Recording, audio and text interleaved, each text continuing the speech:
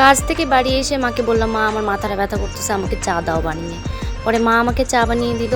তারপর চাটা খেলাম। আর যেহেতু সারাদিন বাড়িতে থাকি না, তো রাত্রেবেলা করে একটা দিদি আসে, গল্প করে, আর ড্রেস নিয়েছে ওর মেয়ের জন্য, তো ওইটাই দেখাইতে আসছে। আর গল্প তো বাবা আসর জমে গেছে। এই যে গল্প করতেছে, ও লজ্জা পাইতেছে, কয় আইসক্রিম খাওয়ার কথা বলতেছে। এই যে আরেকজন এরকম কথা বলে। আর এই দিদিটার মেয়ে, সবাই একটু আড্ডা দিই কাজ থেকে আসার পর।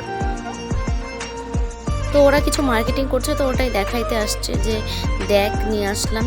তো এই যে ভাগ্নির জামা, ওর দুটো চুড়িদার নিচে। আর আমি বললাম এগুলো নিয়ে কোথায় যাইস? বলে কি ওই যে খাপাই দিয়ে দিয়েছিলাম। তো এগুলো নিচে দুইটা ভাগ্নির জামা আর দুইটা ওর জামা, কুর্তি নিচে। তো আমি ভাগ্নিকে জিজ্ঞাসা করলাম, টেপের কোনটা জামা, তোর কোনটা জামা টেপে? তারপর ভাগ্নিটা সারাদিন নাকি বাড়িতে এরকম করে, তো কিছু কথা বলছে, সবাই শোনে। আর হাসি পাচ্ছিল আমার সেই শুনে। কালকে তো যাবো আমি বাড়ি, তাই হাসি পাচ্ছে।